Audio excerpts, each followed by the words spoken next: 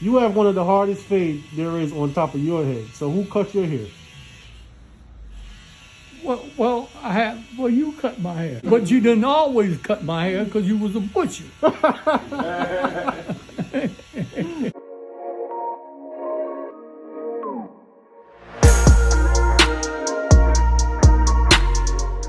Some of the most important places, people that we encounter in our lives are in places that you would never ever think that you would find them. When we think of iconic places, places that had an impression on us when we grew up, we have to think back to one of the most basic, our barber shops. Our barber shops were not only our barber shops where we could get a haircut, a shave, have some lively conversation, but moreover, they were places where we could gather, and we as brown people could discuss our politics of our day, our social issues of the day, and our family issues if need be, and get some of the sage advice from those denizens of those barbershops. When we think about this, we have to think about who these barbers were to us. Some were like fathers, some were like uncles, brothers, cousins. They made up the difference in a lot of areas for us, offering their advice, their kindness, and in some instances their love and support. Now we look at Trenton, New Jersey, which was home to some of the most talented brothers, and one in particular known to us and loved by the name of Mustafa, who was a resident of the city for 75 years and one of the most iconic barbers who ever cut hair in this city of Trenton. Starting at age 14, Mustafa served as a barber for the city for 61 years and taught some of the most successful barbers in the city their trade. All right, so what made you start cutting hair, Mustafa? How did you get into hair cutting? My father. Your father. Yeah, he just called me in off the street from playing baseball and tell me to cut some of the old guys said he was cutting. That's what. And back then, they didn't have electric clippers. No? No. They didn't always have electric clippers. They had them hand. You remember James had them hand clippers? Yeah, the ones that you build your hands with, like you got to hold now, and do that. On the back of them clippers, you'll see on there 3 zeros. Then you had, they had 2 or 3 different sets. And all of them had their own blades on them. Right. Then by the time I started cutting hair, the electric came out. Right. My father bought the electric then. And I used to go to the barber shop and watch Bill Armstrong, Layton, Big Carl, Todd Davis, all these guys showed me the basics. Ever since my sons were 3, this is how I gauge. And they're 43 now, so that's why. So Mustafa been cutting hair for 40 years. Yeah, 40 years. At least 40 years. Yeah. And hopefully we get another 20 out of it. Or another 40. He knew how to de-escalate a situation and bring it right back into calm tones where everybody could understand one another. That's a blessing in and of itself to have that ability. 14 years old. I cut with some of the old timers in Trenton. Carl McNair, Big Carl, David Williams. All these guys was before me, ahead of me, man. Sonny Bishop, all them guys, man. All my learning to them guys there, man. Well, see, back then, that's all they was using was metal blades. I'm talking about the late 50s, early 60s. And by doing so, man, I just carried it. There's a lot of people I done taught how to cut hair, man. But I taught them with the metal blades. And clipper over comb. Yeah. Do your fade and all that. Clipper over the comb. Man, and then when I started working with Jazz and Mike, them cats sharpened my game up, but they was using plastic and metal. It was a blessing to be around them younger boys because they made me get my game together. The young boy we got over there, they sharp, man, and they use that plastic. But a lot of times I'm looking at what they're doing, and I'll be saying, now I wouldn't even go that way. Right. You know what I'm saying? With that plastic and stuff, I wouldn't even go. Shortcuts. Yeah, I wouldn't even go that way. I still play with the metal, cause I can use 1, 1/8, 1.5, or 2 and a 14. If they got too much hair, I use the 3.5. And that would give me the steps.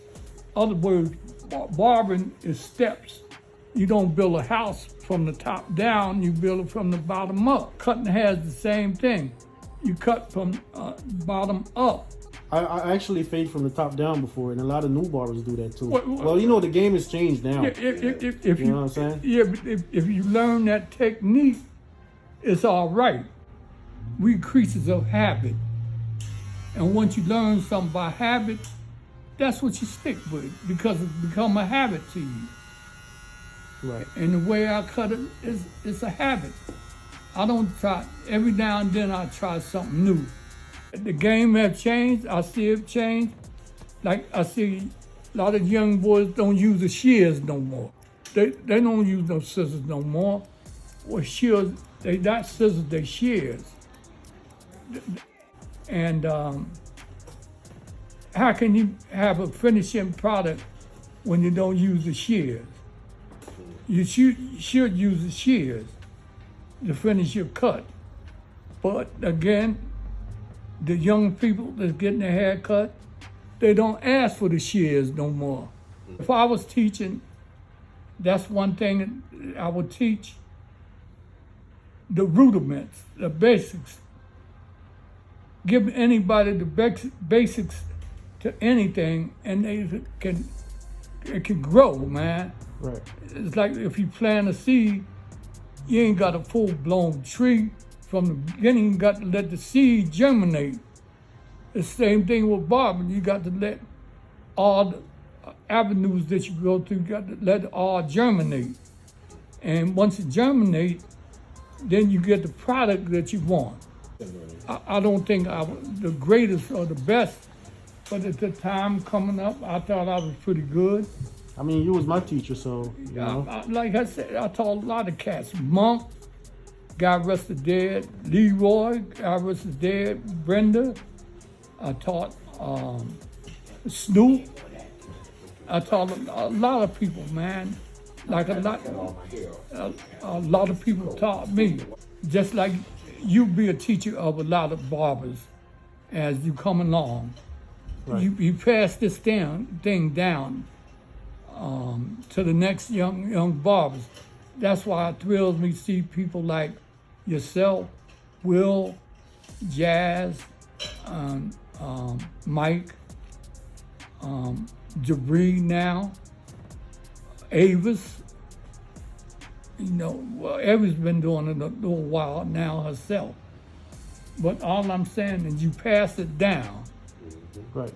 You know, So at this age, how old you say you was again? 75. At 75 years old, right? What makes you still, you know, into cutting hair? Because I love the trade. Because you love, for the love of the trade. Love of the trade. Right. And to see my work be produced, it's a beautiful thing. Just like you showed me Rick, that's a beautiful cut. Now, wherever he go, somebody gonna ask him, who cut your hair? Right. And he said, well, Pete. Well, who is Pete? Pete been cutting my hair for years. Just like Kai and Chippy and them guys, I've been cutting them Kai's hair over 50 years. Wow. I used to cut Kai's hair in the back shed, man. Let your work speak for you. As they say in the church, let the work I've done speak for me. Right. So it's your work that speaks for you, man. We about to start this fade on a 1. We're gonna bring this fade all the way down to a 1. So you know what I mean, and get him his points and get all his areas back where it need to be. So before I start getting into the cut, I just wanted to show y'all on what Brother Mustafa was explaining about how old school barbers do things. So just wanted to give y'all guys a good look at what we're gonna do today. From what I've seen since I've been coming here is good barbering, cause it's a sad thing to say, but when you're a barber, any barber shop you go in, you look at the barber and see what he's doing. Like I said, I've been cutting hair for 60-something years, man. So I'm gonna look at what the barber is doing. Exactly, so that's the profession that you're in. Yeah. Exactly. So I'm gonna see what he following the steps. Now I ain't gonna call him out in front of the customers. Exactly, that's But when I see you done, I might go to him and say, look, man, I think you missed this, or you missed that, yes. or that's a beautiful cut. Right. Everything you done was right on. You have one of the hardest fades there is on top of your head. So who cut your hair? Well, you cut my hair. But you didn't always cut my hair because you was a butcher. I mean, Jazz used to cut my hair. James used to cut my hair. Will used to cut my hair. But I preferred you to cut my hair. Amy would go to your house to get a haircut, man. Yeah, you did. You know, and you would lie and tell me you're gonna be there and wouldn't cut my hair, man. That burnt me up, man. You know, if you're gonna cut, be true to your word, because that's what people look for you to be true to your word. Right. If you're gonna cut, they depending on you, man. A barber is one that the people depend on, man. You're a mainstay in the community. If I'm doing appointments, I try to be there 15 to half an hour earlier in the appointment. So when they walk in the shop, they're looking right at your face. So I know you own the shop on, one of the busiest shops that ever was in this town. You was the owner of, right? Bottoms Up. Bottoms yeah. Up. Right, and that was on East State years ago. Now, was your father a barbershop owner also? Who? Your dad, because you said he taught you, right? Yeah, but he cut hair in the house. Oh, you used to cut hair in the house. Yeah. And you took it to the next level. Yeah. Right. He told my mom, he said he always wanted a son that would cut hair. Mm-hmm. And I fulfilled that dream for him. Right. 2 licenses I ain't gonna let go. My barber license, my driver's license, because both of them got something to do with me making money. Now, most of the guys in the jailhouse was wearing fades. And you would see them in different places. Say, for instance, if I went to North, I would see this haircut that wasn't down here. So I had to figure out how to manipulate myself to do it. So I just practiced doing this, doing that on the head, and eventually it fell in. But that's how I learned how to fade. And ask the questions. Like, for instance, I'll say, hey man, how you start a fade? And they would say, well, what kind of fade? Light, medium, or dark? Okay, now I knew my light blade at that time, metal blade was the 1. The medium was the 1A. The dark was a 1.5. So I knew from there that I had to blend. If I started with a 1 and went to 1A to 1.5, I had to knock the lines out. Once I knocked the lines out, the fade felt right into place. So that's how I learned. Me and Ms. Vern, if you go up there right now and ask her who had the trouble fading, she would say me and Mustafa.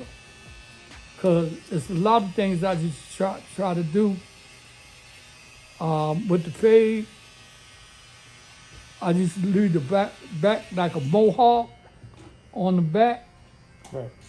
because I just faded the sides. I didn't know how to run it up in a circle and then fade the line out. I didn't know how to do that. But once I learned, it all fell into place. So remember, we learned this thing by trial and error too. Right. You don't know it all. You be trying certain things out to see how you can come out of there. So haircuts that's like a mohawk and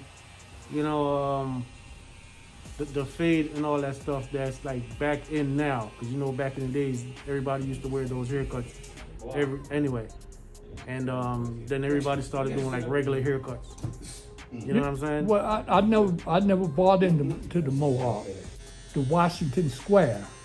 Washington Square, you hear that? Shags and everything. You know what I'm saying? And that Washington Square way before the shag. And those are like popular haircuts back then. Yeah, the arts and one. The Gumby. The Gumby, yeah, we did the Gumby. Right. But see, them as cuts came down the line.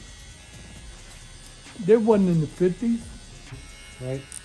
That Anthony said about so what kept you motivated throughout the years of you cutting hair? Well, I had to have a means of living. I had to work somewhere. Right. And I like the trade. I like interacting with people. You meet a lot of people